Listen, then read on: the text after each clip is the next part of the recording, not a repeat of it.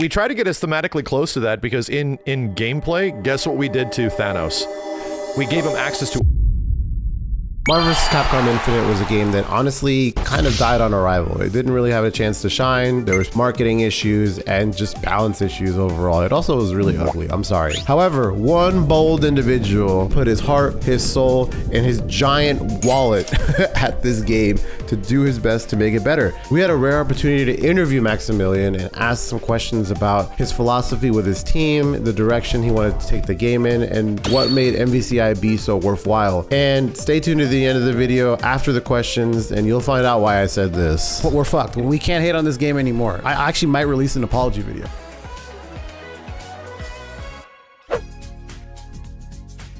Max, again, not gonna keep you too long, but I think I have 3 pretty good questions. Okay, hit me. I'm ready. Number 1, were there any changes that were tested and you decided went too far? I think you kind of touched on that, but maybe just a quick summarization. So we wanted to change the super flashes in the game as well. So when your character does a super and like, you know, a big cinematic thing happens, we were gonna change the background on that. But a reminder, we didn't have source code. And the big difference between source code and modding, even though we had an Unreal Engine utility that Rin made, which was very helpful, which even allowed all this stuff to exist, knowing where those changes are is like almost impossible. And when you change one thing, everything else dies, right? Like a whole bunch of other stuff just breaks. So to me, in that situation, I was like, well, I want supers to feel special because supers do not feel special in MVCI. We worked really hard to create these outlines for characters. We also worked really hard on restaging the lighting. So through days and literally weeks of testing, me and Erebus got cool looking outlines during cinematic supers only.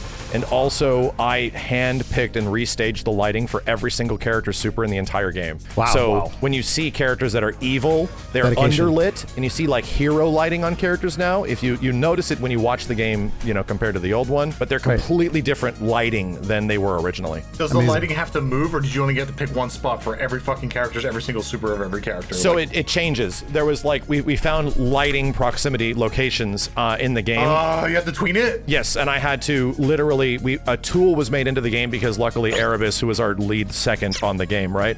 He made a tool in the game that allowed me to put sliders to change it. So I just did it for every single character and adjusted the sliders to make the lighting look cool. Chad, there's about 30 characters in Marvel vs. Capcom Infinite. There's and every like character's 36. got 2 or 3 supers. Okay, 36. Fucking, that's like 100, 200, between 150 to 170 supers you had to do that for. And that's nothing, bro, because it, like, we had how many characters with how many colors each, how many alternate costumes that we also had to do. So it was an insane undertaking. I was just looking at a stage in Unreal Engine. It was burned into my brain for so long. Oh my goodness. Wow, dedication. Thank you. Super comprehensive answer. Number 2 here, if you could change anything of the story, we didn't talk a lot about the story, but if you could change anything of the story, what would you change? Jesus, dude. That story is one of the most cringy stories. So I go back and play it just to laugh at it. Yep. I think if they just went with something a bit more natural, like so many lines of dialogue are, hey, Iron Man, how's it going, Dante? Do you think Gamora is gonna help us fight this monster? I don't know, but Strider's about to go help her. And it's like, oh, Jesus Christ. Like, it's written like as bad as like Hanna-Barbera, you know, early Saturday morning cartoons in like the 60s or something. I'm like, this is really rough. The scene I think of is, hey Dante, can the girls come out to play? And then Dante's like, for you, Rocket, anything. Yeah, it's definitely like a cult classic movie. It should be, you know, probably. It feels so forced. Here's what's crazy is that a lot of people like the story mode because it's functionally sort of fun and you can play through it. But weirdly enough, I think it's one of the contributing reasons why the game goes on to sell like 2.4 million copies. This game in its long run ended up selling kind of good. So it's weird. And I think the story mode's a part of that. Story modes will sell to the most common demographic, which is, I want to play my push button fight game, but where's my story? Yeah. I want Spider-Man to kiss Morrigan. Is that in the game? Let me buy it and find out. I think about Mortal Kombat and its success with like story modes and such. So I know it's like possible in this plane of like fighting game genre stories, right? It's not. I know it's not the easiest thing, but that's usually where I would derive, you know, inspiration. It's like if it's possible, because MK's done it, I think it's possible. Injustice, for example, I thought did like, you know, a crazy thing. I think they pulled from a comic, or I don't know if the comic was made after. That's someone in chat, some nerd can tell me, but like it was like around the same time. But like I think some of the ideas in the story are cool. Ultron and Sigma like merging and stuff. The way it's handled isn't particularly great, but that's like an interesting idea. You know, that makes sense. You jump into the story in the middle of a battle that has already technically happened. you know? And it's weird. It's just like we couldn't afford to do this, so this is as budget of a story mode as we could do, you know, while still being a story mode. It's clearly where all the money of the game was kind of put into. I like the cliffhanger of Thanos getting the dark hot dog. Kind of cool. Like, all right. It's kind of cool. It's kind of cool. Kind of cool. Fuck the gems. Fuck F the gems. fucking stones. I need the dark Hatsudano. Yo. And Okay, we try to get us thematically close to that because in gameplay, guess what we did to Thanos? We gave him access to all the Infinity Stones.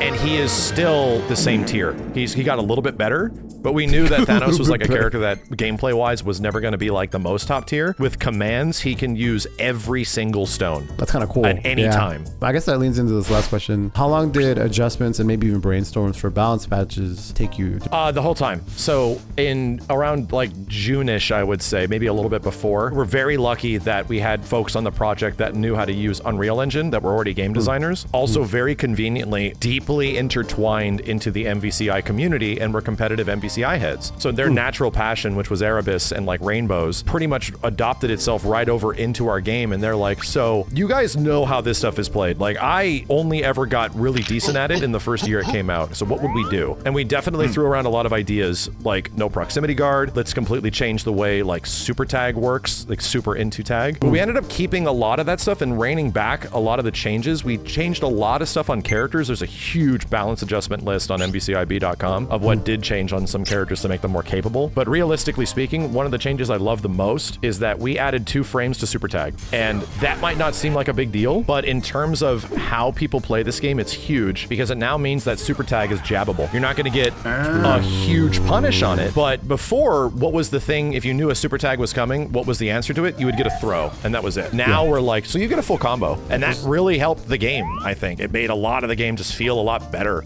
that was just a little bit slower and slow enough where any random Joe Schmo that might have bought this back in the day or heard about this would not notice the difference. That's amazing. I think at least in the tag genre, the thing that had me fall in love with it is so many of the micro interactions that happen where like the depths of knowledge and kind of the skill expression at the highest level can be so dynamic, and there's so many little decisions that are happening in like a millisecond of time, it feels like. So it's cool to see it, and being rewarded for being on point is I think so important. So the difference between like that person getting away with murder to now like, oh, this is actually, I have a real response that if I'm skilled enough, you know, in my depth, I can actually punish this. What would probably end up being a mistake, where before it would just be kind of free and even something that like systemically you would just do because it's the best option. But now there's some sort of punishment for it. So that's very cool. That was it was a part of the project where we didn't want to overstep our bounds a bit too much. And again, there was a lot of requests from the overall, I would say, ether that we should turn this into Marvel vs. Capcom 3. And in my head, so we're just going to have a not as good Marvel vs. Capcom 3. Why am I going to do that? Yeah. So in my head, let's lean into the MVC1 stuff. Let's get the gameplay tuned up to lines up with the competitive community. The competitive community was on board and testing the entire time. They were testing, like we had test builds always going out to them so that they can mess around with it. We released it publicly with test builds. So we knew that gameplay wise, we like this game. You know, we like this game. All we want to do is just to give people some spice to work with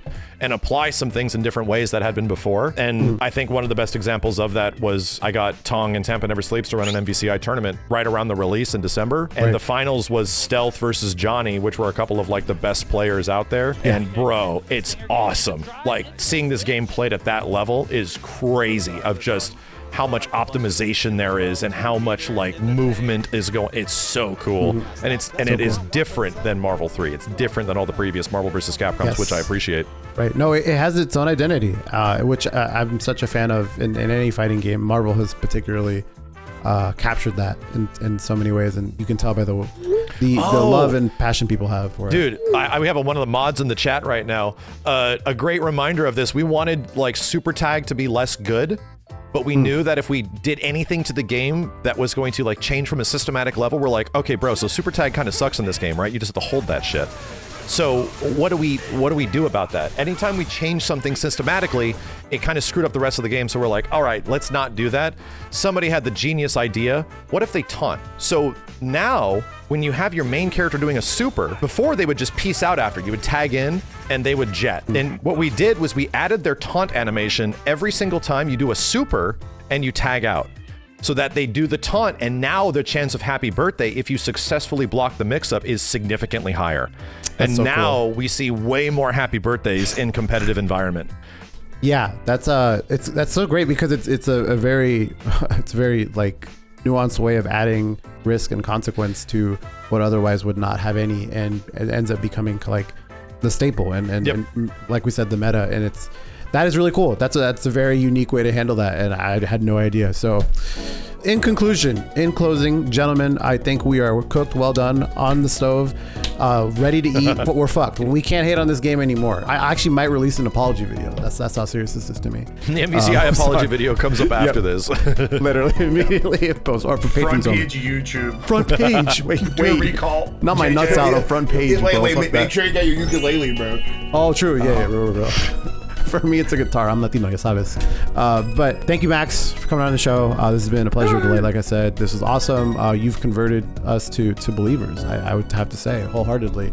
And, not with violence, not with threatening. Although you did threaten us backstage, but, at least That's not part of it. for the public perception, yeah, we actually were convinced. Let's ignore the morally. cutting of checks. Thank you very much. Absolutely. Thank you very much. Thank you so much, Max. Yeah, don't worry about that. Don't worry about that. And, I think I do nothing but have love for Marvel vs. Capcom Infinite and beyond. And beyond. And beyond. Cut. Hold it. I just want to give a huge shout out to my patrons. And if you want to support the House of Justice and all of the House of Justice endeavors, as well as the people behind the scenes, editors, artists, please consider supporting through the Patreon.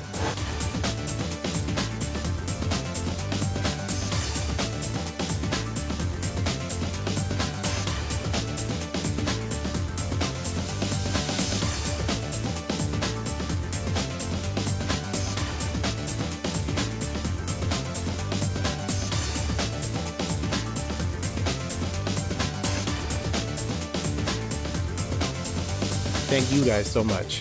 Without further ado, here's the rest of the outro. Take that!